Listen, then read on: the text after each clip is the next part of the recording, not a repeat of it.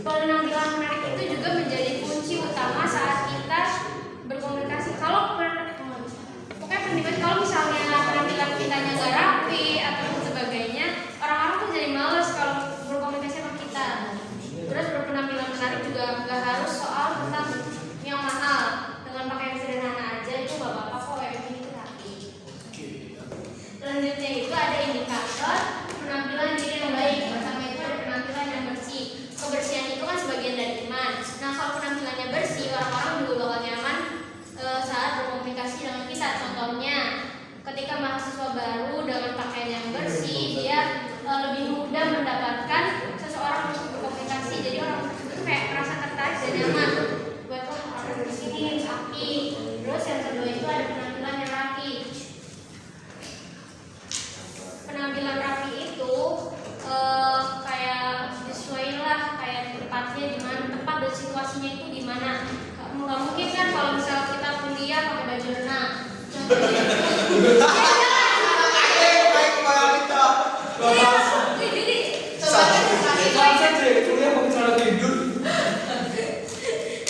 Terus contohnya tuh kalau misalnya kita lagi interview sama HRD, kalau kita yang pakai rapi, kemeja gitu. Jadi itu tuh kalau kita rapi, kita juga sama aja kayak menghargai diri kita. Si HRD-nya juga senang nih, kayak wah orangnya nih kayaknya rapi, enak nih buat kerjanya. Si HRD-nya juga merasa dihargai. Yang ketiga itu ada penampilan yang menarik. Penampilan yang menarik itu bukan kayak bajunya yang lucu, terus berdandan, tapi juga sikap kitanya yang bisa menarik seseorang tersebut. Contohnya, seorang pelayan di kafe atau restoran tersebut,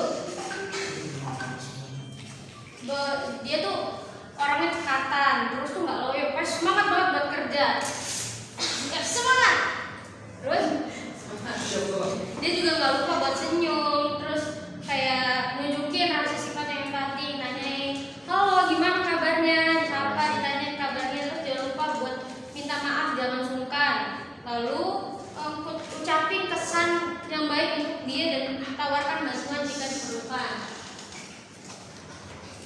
Selanjutnya itu ada sikap di tempat kerja. Yang pertama ada menghormati budaya kerja perusahaan, yang kedua menghormati privasi orang lain, yang ketiga menghormati cara pandang orang lain, yang keempat tangani dan atasi untuk menjadi tanggung jawab, yang kelima menjalin hubungan antara senior dengan junior, yang keenam menjaga hubungan baik secara bermartabat antara pegawai laki-laki dan perempuan, yang ketujuh mengukur persahabatan, yang kedelapan menyapa dengan cara yang baik, dan yang kesembilan tidak membeda-bedakan teman. Nah, di sini juga ada sikap kepada atasan. Kalau sikap kepada atasan itu kita harus sopan, tahu kedudukannya kalau kita tuh bawahannya dia. Kalau ada tugas kita harus kerjain, menjaga kepercayaannya. Lalu dan kalau misalnya perilaku kita baik, nah itu atasannya juga tuh enak buat komunikasi sama kita. Kepribadian dan faktor-faktor yang membentuk kepribadian. Kepribadian sendiri adalah sifat khas yang tercermin dalam sikap dan perilaku seseorang sehingga membedakan diri dari orang lain.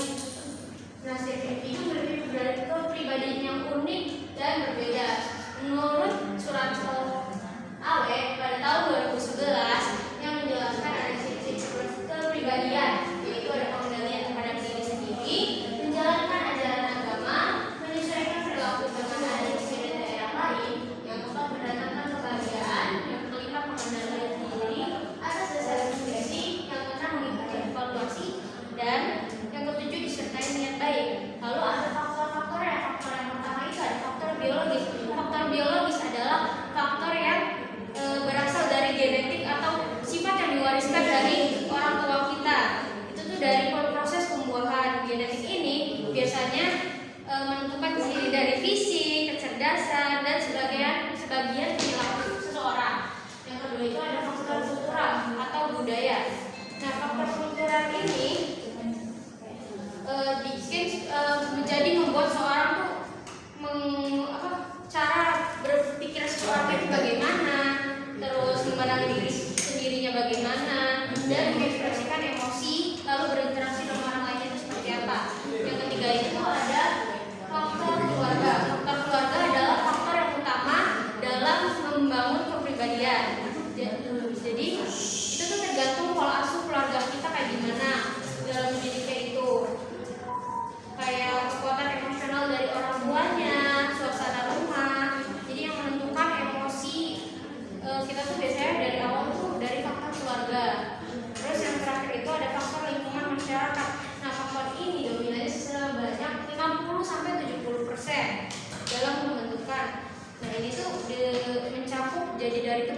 lokal, teman sebaya, serta budaya diterima sejak kecil. Selanjutnya itu akan dijelaskan oleh Hawa. Nah, baik, oke, saya ulang. Di sini saya akan menjelaskan beberapa tipe-tipe kepribadian. Nah, secara umum terdapat beberapa tipe-tipe kepribadian. Pertama itu ekstrovert dan juga introvert. Ekstrovert adalah merupakan individu yang lebih mudah berinteraksi dengan orang lain. Mereka cenderung percaya diri ketika berbicara di depan umum, dan kebanyakan orang ekstrovert itu memiliki energi yang cukup banyak ketika berada di lingkungan sosial. Contohnya, saat dosen meminta relawan untuk presentasi, seseorang yang ekstrovert biasanya lebih berani untuk mengajukan diri, gitu kan? Dan dia lebih banyak suka membicarakan berpendapat. Ya. Dan selanjutnya itu ada introvert. Introvert ini kebalikan dari sebuah ekstrovert, yang dia lebih senang berdiam, gitu kan? Dia lebih memilih berdiam daripada untuk berbicara. Sebenarnya dia tuh diam bukan karena emang udah diem aja gitu, tapi sebenarnya dia tuh lebih suka untuk memikirkan materi atau pendapatnya dia dulu sebelum dia mengeluarkan pendapatnya dia tersebut. Nah, jadi dua hal tersebut itu tidak bisa dibanding-bandingkan karena dua-duanya memiliki keunggulan masing-masing. Selanjutnya itu ada keras hati dan juga perasa. Keras hati ini tipe yang lebih mengutamakan logika dan juga objektivitas ketika mengambil sebuah keputusan. Contohnya dalam sebuah kelompok, kelompok ini biasanya suka membagi-bagikan bagian-bagian tugasnya masing-masing, walaupun ada yang tidak suka ataupun yang tidak sependapat, karena dia itu lebih mengutamakan tujuan penyelesaian tugas tersebut, gitu kan. Nah, kebalikannya dari sisi perasa. Perasa ini tuh biasanya dia lebih mementingkan rasa emosional dari orang lainnya, gitu kan. Jadi misalnya kalau dalam sebuah kelompok itu, misalnya ada yang lagi sakit atau apa, biasanya dia itu lebih pertama kali yang menunjukkan untuk mengajukan diri sebagai membantu, gitu kan. Kayak tugasnya dikerjain atau membantu dalam menyelesaikan materi tersebut. Nah, yang ketiga itu ada tipe penurut dan juga kreatif. Tipe penurut ini tipe yang cenderung mengikuti aturan atau arahan yang sudah ada. Contohnya, kalau dosen memberikan tugas, biasanya dia mengikuti aturan yang sudah diberikan dosen tersebut tanpa ada pengubahan sedikit pun. Nah, kebalikan dari kreatif. Kreatif ini nih, dia lebih suka mencoba hal baru. Sebenarnya dia tetap mengikuti aturan dosennya, tapi dia kadang suka memodifikasi, gitu kan, agar materi yang dia sampaikan itu lebih menarik perhatian audiens, gitu. Nah, menurut Baron dan Elizabeth Fredo mengemukakan ada 9 tipe kepribadian, yaitu ada perfeksionis, dan dua yang B nolong, dan ada mengejar prestasi, D romantis, E pengamat, F pencemas, dan G petualang, dan H berjuang, dan terakhir adalah pendamai. Nah, kita akan lanjut ke kekuatan pribadi. Nah, kekuatan pribadi ini merupakan kemampuan atau potensi yang dimiliki seseorang untuk berkembang atau mencapai tujuan. Banyak masyarakat yang berpikiran bahwa kekuatan pribadi ini biasanya mengandalkan sebuah bakat, karena dia bisa mencapai ke sebuah tujuan tersebut. Tapi sebenarnya bakat ini pun perlu diasah, ya kan? Jadi orang yang memiliki bakat dan tidak memiliki bakat, itu tuh kayak orang memiliki bakat tapi dia tidak mengasahnya. Itu kan sama aja bakatnya bakal kikis lah rasanya. Dan sedangkan orang yang tidak memiliki bakat tapi dia tetap mencari tahu, dia tetap berusaha, itu kan sama aja berarti bakat yang dia tertanam di diri dia itu akan muncul. Nah, lalu ada penggalian kekuatan pribadi, yaitu pertama bakat. Ini kita bahas. Bakat adalah kemampuan alami yang dimiliki seseorang. Namun bakat perlu terus diasah melalui latihan, pengalaman. Contohnya seseorang yang berbakat berbicara di depan umum. Terus orang yang memiliki bakat musik, menari, itu kan perlu diasah ya agar bakat dia itu tetap dia kuasai,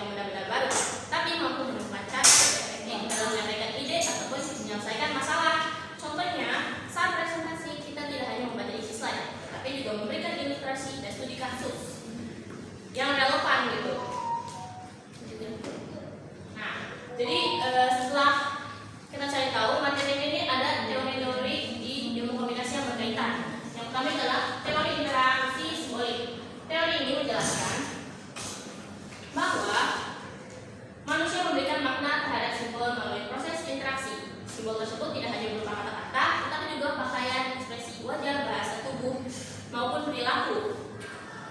Contohnya saat presentasi kita memakai pakaian rapi, menjaga kotak mata, dan menjaga intonasi nada, itu dapat menarik perhatian audiens. Selanjutnya ada teori dramaturgi. Nah, teori dramaturgi ini menjelaskan bahwa kehidupan selalu. Nah, jadi ada teori dramaturgi. Nah, masih menurut Prof. Denny Mulyana dalam buku Ilmu Komunikasi Suatu Pengantar, beliau menjelaskan teori dramaturgi yang dikemukakan oleh Erving Goffman. Teori ini mengibaratkan kehidupan sosial seperti sebuah panggung, mana setiap individu berusaha menampilkan yang terbaik di panggung mereka sendiri. Contohnya mahasiswa yang telah berlatih sebelum presentasi, berpakaian rapi, materi yang jelas, serta mampu menjawab pertanyaan dengan tenang, akan lebih dipercaya oleh audiens dibandingkan mahasiswa yang masih kelabakan gitu bahasanya. Ya. Baik, kesimpulannya dapat disebutkan memelihara standar presentasi pribadi tidak hanya berkaitan dengan tampilan fisik, tetapi juga mencakup bagaimana kita memahami kepribadian, mengenali kekuatan diri, serta melakukan komunikasi yang baik dalam setiap interaksinya. Dengan mengenal karakter diri, mengembangkan bakat, minat, sikap, dan kreativitas, serta melakukan prinsip-prinsip komunikasi baik, sebagaimana dijelaskan dalam teori yang sudah kita sebutkan dari tadi. Nah, jadi pemilihan standar presentasi pribadi bukan berarti berusaha menjadi pribadi yang sempurna, namun terus mengembangkan diri agar mampu menampilkan versi terbaik dari dalam diri kita. Baik, ya presentasi dari kelompok 9. Apakah ada yang bertanya?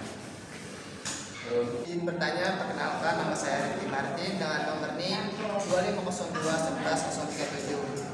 Saya ingin bertanya, tadi kan sempat membahas tentang kepribadian ya. Nah, saya ingin bertanya, manusia itu kan punya berbeda-beda kepribadian. Nah, saat kita berkomunikasi, itu kan pasti kita mengalami sama yang berbeda kepribadian juga kan? Betul.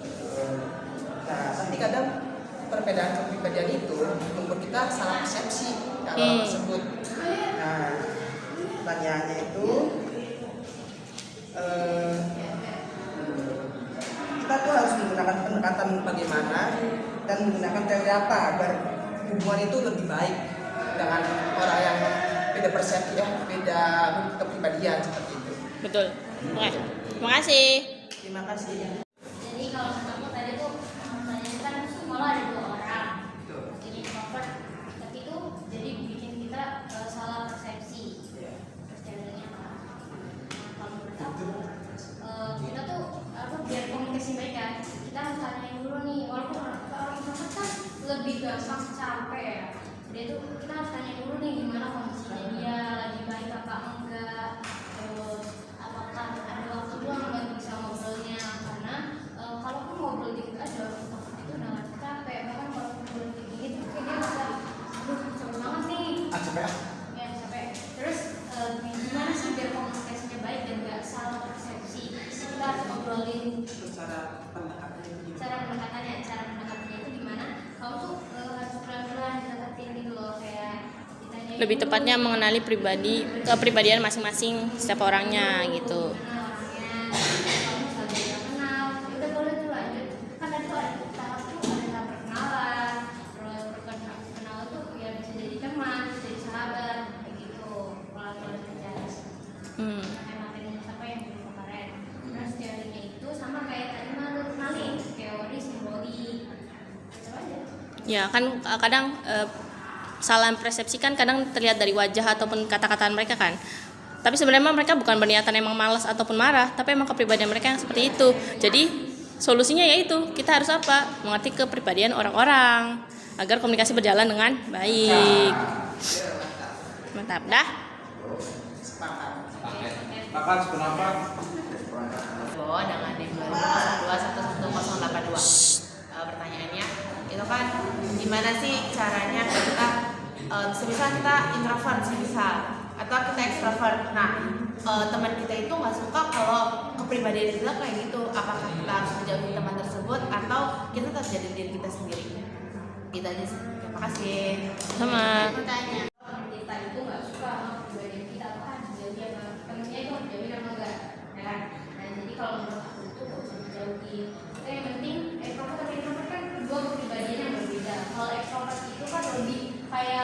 butterfly-nya tuh lebih sus gitu, tapi sih lebih lebar ini ya, luasnya jangkauannya buat limiter itu lebih banyak.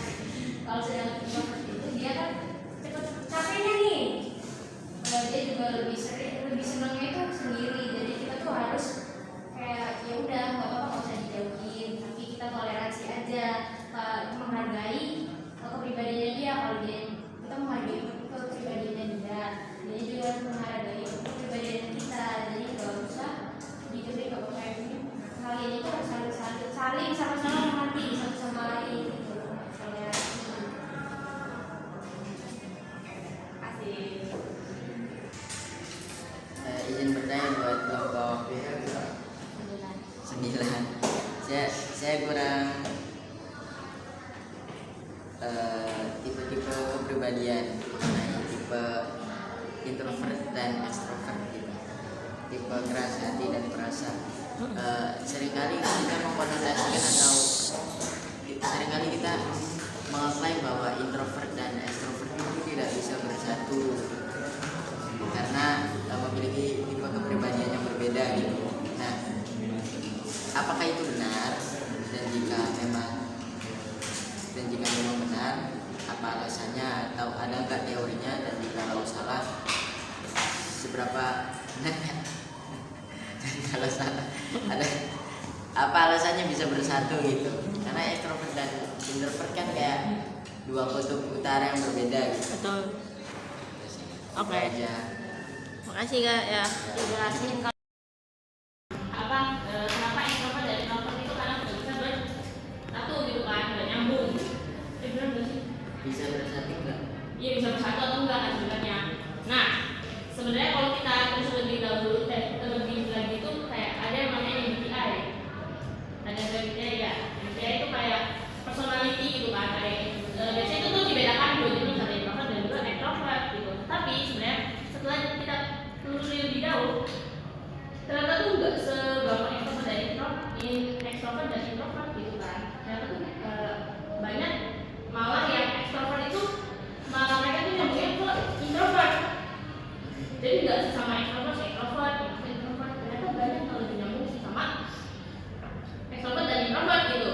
Karena di MBTI itu sendiri itu ada yang namanya S, sensing, yaitu adalah penginderaan, N intuition adalah intuisi, dan T itu thinking, berpikir, F itu feeling dan perasaan, J itu judging ataupun terstruktur, dan P itu fleksibel. Jadi tuh aku pernah baca bahwa ada orang yang introvert, contohnya ENFP, pikir depannya kan itu kan extrovert, dia tuh ternyata dia sebelum dekatnya tuh dengan orang yang introvert, karena ada yang mengimbangi personality dia gitu loh. Jadi enggak dua orang yang sama-sama bersemangat gitu kan personalitinya, tapi ternyata dia itu lebih nyambung ke orang yang lebih bisa mengendalikan personality dia gitu. Nah ternyata pas kita cari tahu itu tuh nyambung dengan teori yang tadi kita sebutin, itu teori simbolik. Jadi kalau kita mikirnya teori simbolik gitu kan, mikirnya kayak dua hal ini nggak bisa bersatu, tapi sebenarnya tuh bukan nggak bisa bersatu, tapi karena kitanya belum tahu aja cara komunikasi mereka ataupun cara memahami cara jalur. Jadi tuh kayak sebenarnya bukan karena mereka tidak bisa bersatu, tapi karena mereka perlu saling memahami gaya komunikasi masing-masing gitu nih. Berarti bisa bersatu ya? Bisa banget. Potensinya bisa. Potensinya besar karena kadang kalau extrovert ketemu introvert mereka sama-sama orangnya dia besar-besaran, kadang mereka berdua jadinya level semua makan capek dua-duanya gitu kan, karena mereka dia benar-benar keras habis gitu sih. Sama. Baik, sekian presentasi kami dari kelompok 9. Kurang lebihnya mohon maaf. Wassalamualaikum warahmatullahi wabarakatuh. Waalaikumsalam.